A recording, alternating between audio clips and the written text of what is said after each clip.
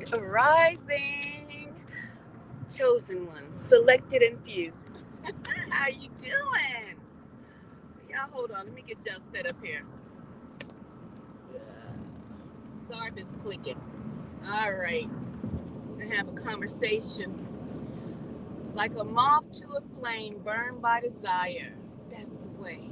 That's the way. Oh, you so far and few between, selected, touched, and blessed by the Most High Yah. How are you doing this grand morning? Gosh, it's been so much on my mind. I wanted to just tap in. This is a quick chit chat. So I hope you can hear me because I am on the road heading in, and let's just talk. Okay? So, my goodness. Like a moth to a flame is such a good depiction of people who bear the light, right? People who truly bear the light. If all of your life people have come around you, been drawn to you all your life, but on the other hand, these same people seem as if they want to destroy you, right? I believe that is and what has happened and what a lot of chosen ones selected by the Most High Yah to be awoken at this time, at this hour, okay? But all your life, even before you woke up to, what is going on now around you, to the strangest coincidences, which aren't coincidences. I truly don't believe in coincidences, okay? The strange occurrences that are going on around you. And, you're starting to peep game. And it's starting to, at first it kind of terrified you. It kind of, jolted you a little bit. But now you're peeping game, right? And for me, I was thinking, and I know this is the Son of the Most High Yah, came down here. You might know him as Jesus, the majority of you. How was he able to come down here and have 12 plus disciples and apostles and whoever followed him, right? And he said, just paraphrasing, this is just a discussion, his children, that we would be like them, because if they hated him, they gonna hate us. But how was he able to have followers? People that, we already know one of them he couldn't trust. But, for the majority of the time, he had people that he could associate with, and conversate with, and have somewhat of a mutual trust with. Okay, camaraderie. But I don't know if you all out there who have been undergoing surveillance, stalking, things of that nature, if you think about following in Yahushua's footsteps, Jesus' footsteps, doesn't it seem kind of awkward or kind of strange that the people that are drawn to you are only drawn to you a lot of them, for the most part, are drawn to you to plot against you? It's strange. It's not a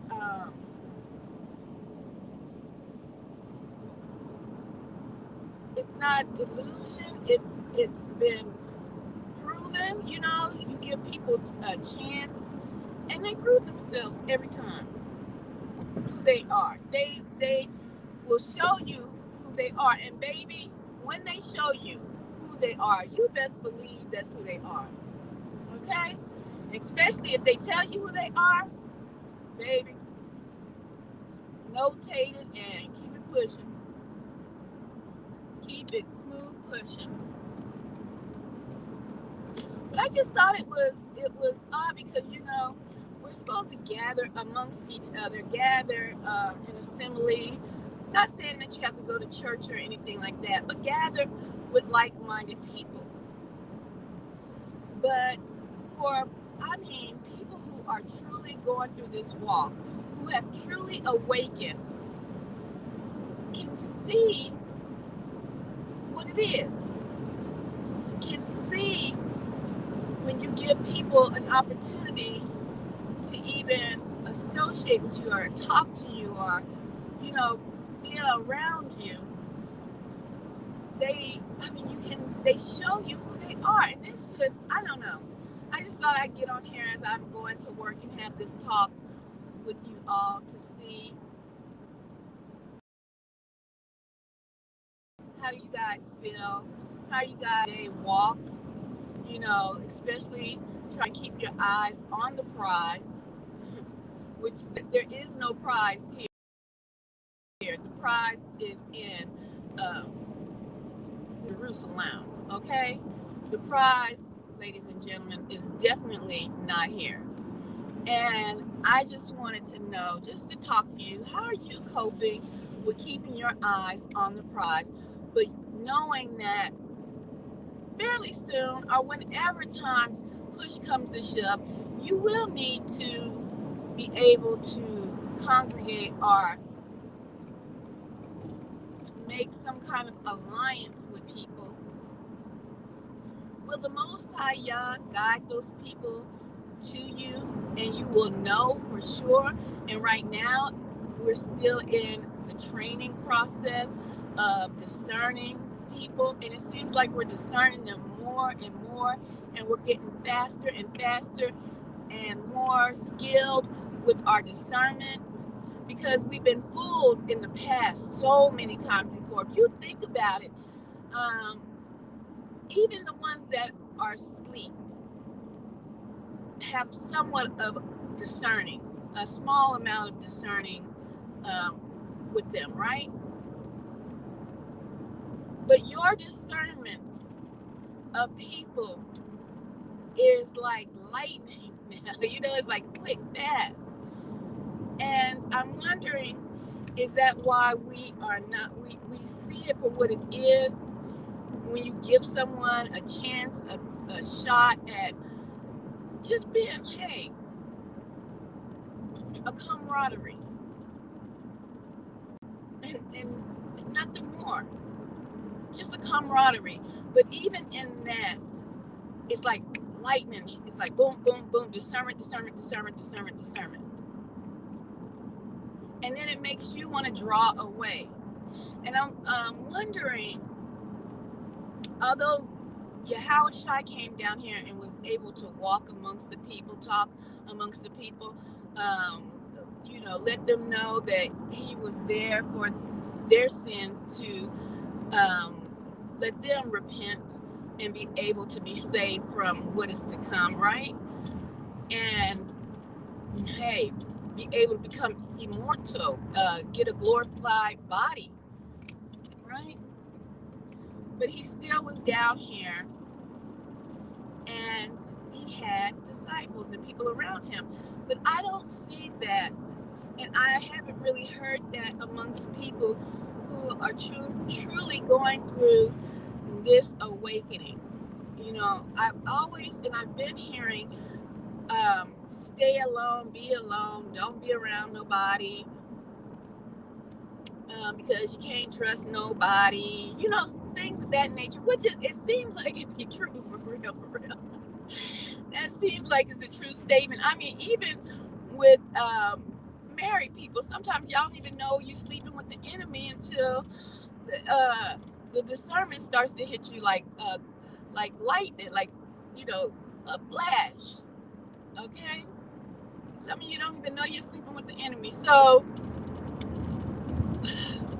it's just very interesting to know that Yahushua, Jesus, as some of you all know him, says, if the world hated him, they're going to hate you the same. But in my same thought process of hearing that, I know that everyone in the world did not hate him because he still had followers. And if people are going through this awakening, why are they being so isolated? Are they being isolated for a specific time, a specific task? And is that why their discernment is just like on point, and it just continues to get better and better and better? But as your discernment grows, your isolation also increases. So you're not walking with fellow brethren or sisters. I wonder if you're just tucked away until a certain time that you are to be utilized in this battle. Come on, car. Good gracious almighty, thank you. You'll be, ooh-wee, Lordy. Oh, I should have known. I should have known. Just interesting to me. Just a thought. You are the light. You are the light. And there are so many moths out here that are drawn to you. What are their real intents? We've come into a time where we learned about narcissists and things of that nature, but there are people that that are not necessarily full-fledged narcissists, but could be, have narcissistic traits.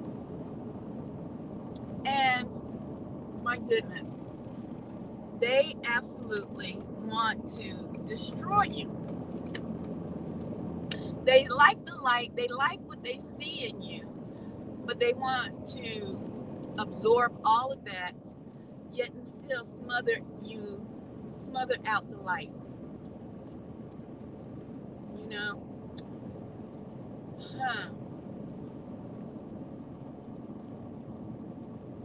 I can't call it.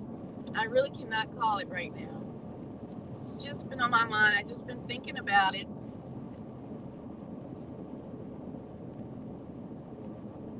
And even with the new podcast series that I've started, I'm going to be touching on this topic because I've seen it a lot as a female in work environments and in my day-to-day where,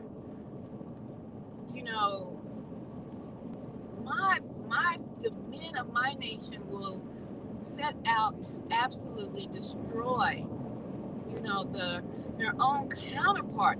And that is very puzzling to me. I cannot understand how that is happening. And only way I can understand it if God has put that type of mindset onto them. And they are acting under that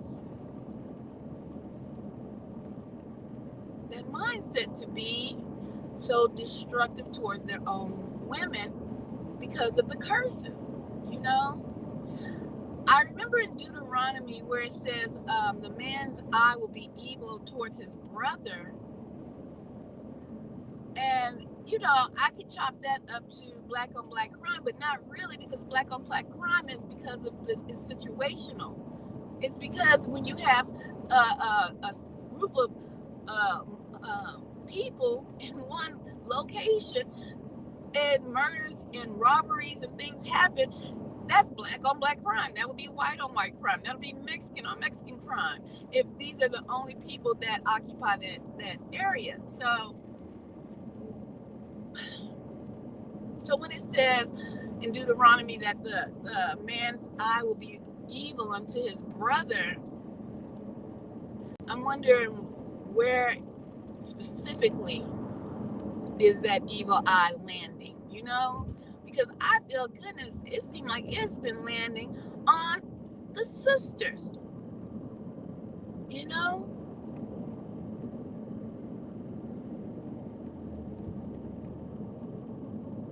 That's why I feel it's truly been landing on the sisters. And I can't understand, even when Caucasian white men being so dominant over their women, but yet still they will stick together, you know. um Hispanics, all other nations will stick together with their woman, right? But us as I think you know what, I think I want to say this talking point for my podcast. Y'all check that out. It'll probably be featured on the weekends. Maybe you'll get one on the weekday. That is Leave Black Women Alone podcast. Um, this is just conversations I want to have because I really be thinking about this stuff, y'all. But today I just popped in because it's like we draw all of these mobs to us, you know. And I'm like, where's the other fires? Where are the other people with the light? Because I be seeing these mobs everywhere. Pretty.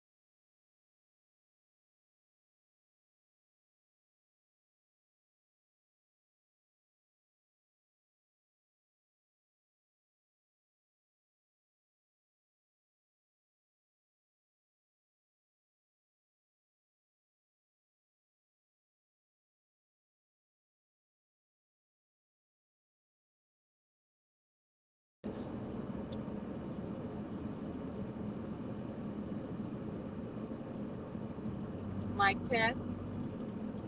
So you see, I've been having a lot of issues with my broadcast lately. It's crazy. It's wild. It's like um, the devil really don't want me to talk, y'all. Really don't want me to just get basic messages out there. It's crazy. Anyway, the phone has been overheating, which is odd because it's been raining like crazy, and the dog clouds are in the sky. There's no bright sun, so why is the phone overheating? You might ask yourself. Can I say it's the devil? Can I say it's demonic folks causing issues? No, you don't want to sound too wacky. It's demonic. It's evil. Or should I just chalk it up to the material world and say it's just the software? Right? It's just the software. Anyway, I just was wondering, why is it that Also, and I'm going to mention it here, but I'm going to talk about it again in my later broadcast. Also, what is it with men being so competitive towards women or with women when there's no need to be competitive towards women or with women? Especially when women aren't trying to compete with men, they're just trying to do their own thing. But men are starting to look at women as competition. I'm not even talking about trans women. I'm not talking about any homosexual. I'm talking about straight men are starting to look at women as competition. Is that and I'm thinking to myself, is that a narcissistic trait? What is it? What's up? What's popping? Y'all let me know. Leave your comments below. I would appreciate it, and much, much love.